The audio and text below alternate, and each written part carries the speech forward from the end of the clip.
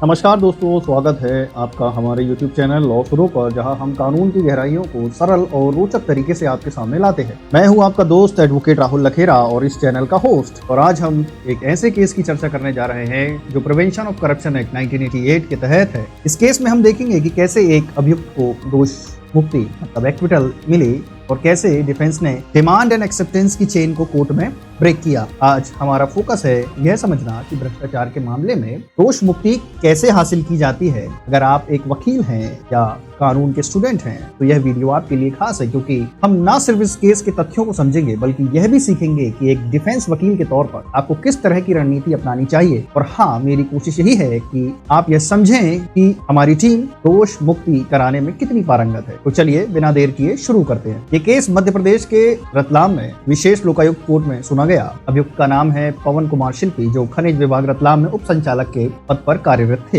इन पर आरोप था कि उन्होंने महिपाल सिंह उर्फ महेंद्र पाल सिंह नाम के एक शिकायतकर्ता से 15,000 रुपए की रिश्वत मांगी और स्वीकार की। यह रिश्वत कथित तौर पर शिकायतकर्ता की जमा राशि 20,000 रुपए की FD, 18,000 रुपए की मार्जिन मनी और 38,500 रुपए की नीलामी राशि वापस करने के लिए मांगी गई थी। आरोप प्रिवेंशन ऑफ करप्शन एक्ट 1988 की धारा 7 और धारा 13(1)(d) तो वो रेड करी जाती है 13(2) के साथ में। लेकिन इस मामले में अभियुक्त को दोष मुक्ति मिली। आइए अब हम इस केस के तथ्यों को और गहराई से देखते हैं और समझते हैं कि कोर्ट ने यह फैसला क्यों दिया। अभियोजन का कहना था कि 3 फरवरी 2017 को शिकायतकर्ता महिपाल सिंह ने उज्जैन के लोकायुक्त कार्यालय में एक लिखित शिकायत दर्ज की। उनकी शिकायत थी कि पवन शिल्पी ने उनकी जमा राशि वापस करने के लिए 15,000 रुपए की रिश्वत मांगी। शिकायत के आधार पर लोकायुक्त ने एक ट्रैप ऑपरेशन शुरू किया। लोकायुक्त ने शिकायतकर्ता को एक डिजिटल वॉइस रिकॉर्डर दिया और निर्देश दिया कि वह अभियुक्त के साथ रिश्वत की बातचीत रिकॉर्ड करे। शिकायतकर्ता ने 3 फरवरी को रिकॉर्डिंग की,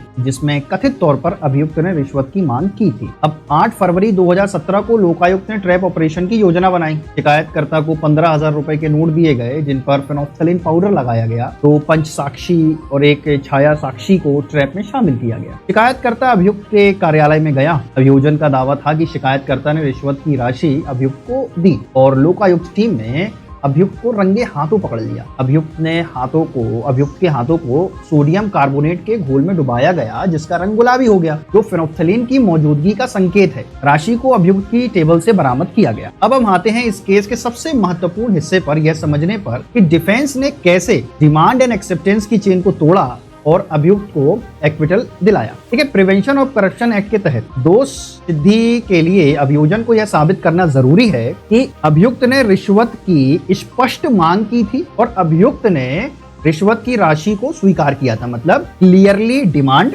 एंड क्लियरली एक्सेप्टेंस होना चाहिए। इन दोनों तत्वों को युक्ति युक्त संदेह से परे मतलब बियॉन्ड रीजनेबल डाउट साबित करना अभियोजन की जिम्मेदारी थी। आइए देखें कि डिफेंस ने इसे कैसे कमजोर किया। डिफेंस ने सबसे पहले शिकायतकर्ता की विश्वसनीयता पर सवाल उठाए। कोर्ट ने निम्नलिखित बिंदुओं पर ध्यान दिया। शिकायतकर्ता ने अपने बयान में स्वीकार किया कि उसका भाई जगपाल सिंह खनिज विभाग में अवैध उत्खनन के एक मामले में जेल गया था, जिसका प्रकरण अभियुक्त ने तैयार किया था। अच्छा, शिकायतकर्ता ने यह भी स्वीकार किया कि वह और उसका भाई अभियुक्त से नाराज थे और उसे किसी मामले में फंसाना शुरू से ही चाहते थे। यह कोर्ट के लिए एक महत्वपूर्ण बिंदु था, क्योंकि इससे शिकायतकर्ता की मंशा संदिग्ध हो गई। शिकायतकर्ता ने लोकायुक्त को दिए अपने प्रारंभिक बयान में कहा था कि अभियुक्त ने रिश्वत मांगी थी, लेकिन कोर्ट में उसने अपने बयान से पलटते हुए कहा कि उसने रिश्वत की राशि अभियुक्त की जानकारी के बिना उसकी टेबल पर रख दी। अच्छा, यह हॉस्टाइल विटनेस की स्थिति थी, जिससे अभियोजन के मामले को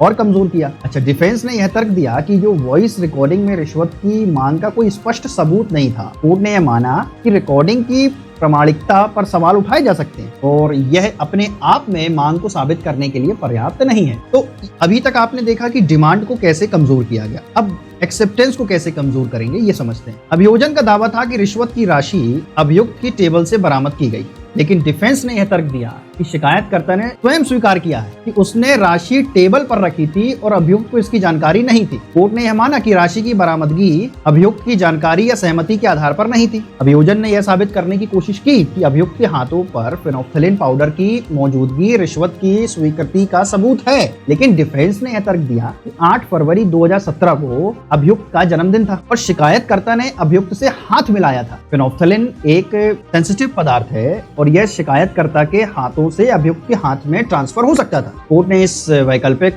स्पष्टीकरण को स्वीकार कर लिया। ट्रैप में शामिल साक्षी ने स्वीकार किया कि उन्होंने शिकायतकर्ता को अभियुक्त को राशि देते हुए नहीं देखा। इसके अलावा विवेचक ने यह स्वीकार किया कि राशि की जो बरामदगी थी वो शिकायतकर्ता की जानकारी के आधार पर हुई, ना कि अभियुक्त के प्रकटीकरण के आधार पर। डिफेंस ने यह तर्क दिया कि अभियुक्त का राशि पर कोई नियंत्रण नहीं था। अब समझने की कोशिश करते हैं कुछ कानूनी सिद्धांत भ्रष्टाचार निवारण अधिनियम की जो धाराएं हैं उन पर क्या लागू होती हैं। तो सबसे पहले देखें धारा 7। यह धारा कहती है कि कोई लोक सेवक जो अपने कर्तव्य के निर्वहन में रिश्वत मांगता है या स्वीकार करता है वह दंडनीय है, लेकिन इसके लिए प्रोसिक्यूशन को यह साबित करना होगा कि रिश्वत की मांग मतलब डिमांड और एक्सेप्टेंस दोनों हुई। धारा 1D red with 13 sub clause 2। यह धारा लोक सेवक द्वारा आपराधिक कदाचार को परिभाषित करती है जिसमें रिश्वत के माध्यम से अनुचित लाभ प्राप्त करना शामिल है। और धारा 20 क्या कहती है? यह धारा कहती है कि अगर रिश्वत की स्वीकृति साबित हो जाती है तो कोर्ट यह अनुमान लगा सकता है कि यह रिश्वत के उद्देश्य से थी जब तक कि अभियुक्त इसका खंडन न कर दे। लेकिन इस अनुमान के लिए मांग और स्वीकृति के आधारभूत तथ्य साबित होने जरूरी हैं। तो कोर्ट ने नीरज दत्ता वर्सेस दिल्ली का केस का हवाला दिया जिसमें यह कहा गया कि डिमांड और एक्सेप्टेंस को मौखिक, दस्तावेजी या सर्कमस्टेंशियल एविडेंस परिस्थितिजन्य साक्ष्य से साबित करना जरूरी है। पहली चीज, अगर शिकायतकर्ता विरोधी साक्ष्य बन जाए मतलब हॉस्टाइल विटनेस, तो अभियोजन को अन्य साक्ष्यों या सर्कमस्टेंशियल एविडेंस परिस्थितिजन्य साक्ष्य के आधार पर डिमांड एंड एक्सेप्टेंस को साबित करना होगा। केवल और केवल रिश्वत की राशि की बरामदगी या फेनोल्फथालीन टेस्ट का पॉजिटिव आना दोष सिद्धि के लिए पर्याप्त नहीं है। अब हम बात करते हैं एक डिफेंस के तौर पर आपको भ्रष्टाचार के मामले में एक्विटल हासिल करने के लिए क्या रणनीति अपनानी चाहिए। तो शिकायतकर्ता के आपराधिक इतिहास, अभियुक्त के साथ पुरानी दुश्मनी या अन्य मंशाओं को उजागर करें, पहली चीज। दूसरी, अगर शिकायतकर्ता कोर्ट में अपना बयान पलटता तो इसे अपने पक्ष में इस्तेमाल करें। इस केस में शिकायतकर्ता के विरोधी साक्षी बनने से डिफेंस को मजबूती मिली। दूसरी चीज, मांग के सबूतों को कमजोर करें। वॉइस रिकॉर्डिंग या अन्य डॉक्यूमेंट्स एविडेंस जो भी थे उनकी प्रामाणिकता पर सवाल उठाएं। उदाहरण के लिए, क्या रिकॉर्डिंग में मांग स्पष्ट थी? क्या इसे टेम्पर किया जा सकता था? अगर मांग का कोई प्रत्यक्ष विटनेस नहीं है तो अभियोजन के सर्कमस्टेंशियल एविडेंस को चुनौती दी जा सकती है। अब स्वीकृति, एक्सेप्टेंस के सबूतों को कैसे कमजोर करें वो भी समझते हैं। राशि की बरामदगी के स्थान और परिस्थितियों पर सवाल उठाएं। क्या यह अभियुक्त के कब्जे में थी? क्या यह शिकायतकर्ता द्वारा रखी गई थी? फेनोल्फथालीन टेस्ट के परिणाम के वैकल्पिक स्पष्टीकरण दें। इस केस में डिफेंस ने जन्मदिन के अवसर पर हाथ मिलाने को इसका कारण बताया। साक्षियों का क्रॉस एग्जामिनेशन, पंच साक्षी और छाया साक्षियों से यह स्वीकार कराएं कि उन्होंने राशि का लेन देन नहीं देखा। विवेचक से ये पूछें कि क्या उन्होंने राशि की बरामदगी के लिए धारा 27 साक्ष्य अधिनियम के तहत अभियुक्त का प्रकटीकरण बयान लिया। इस केस में विवेचक ने ऐसा नहीं किया जिसने डिफेंस को फायदा दिया। सुप्रीम कोर्ट और हाई कोर्ट के उन फैसलों का हवाला दें जो ये कहते हैं कि डिमांड एंड एक्सेप्टेंस को बियॉन्ड रीजनेबल डाउट साबित करना जरूरी है। इस केस में नीरज दत्ता और प्रताप सिंह वर्सेस पंजाब राज्य जैसे फैसलों ने डिफेंस को मजबूती प्रदान की। अभियुक्त के पक्ष में एक वैकल्पिक कहानी बनाएं। इस केस में डिफेंस ने तर्क दिया कि शिकायतकर्ता ने अभियुक्त को फंसाने के लिए राशि टेबल पर रखी और जन्मदिन के अवसर का फायदा उठाया और हाथ मिलाया। अब देखिए, कोर्ट ने अभियुक्त को दोष मुक्त करने के निम्नलिखित कारण दिए थे। पहला, समझें, शिकायतकर्ता के विरोधी साक्षी बनने और उसकी दुर्भावना के सबूतों ने मांग को संदिग्ध बना दिया, तो यहाँ डिमांड गई।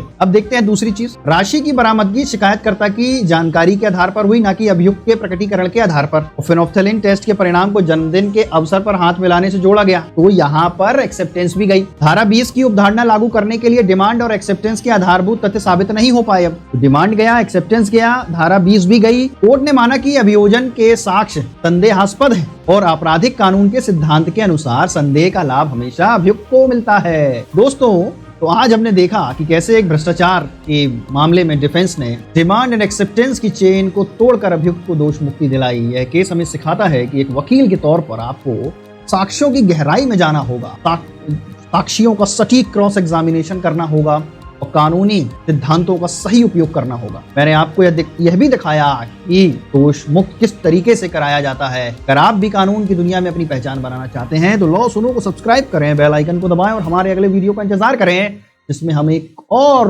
रोचक केस को डिकोड करेंगे। तब तक के लिए नमस्कार।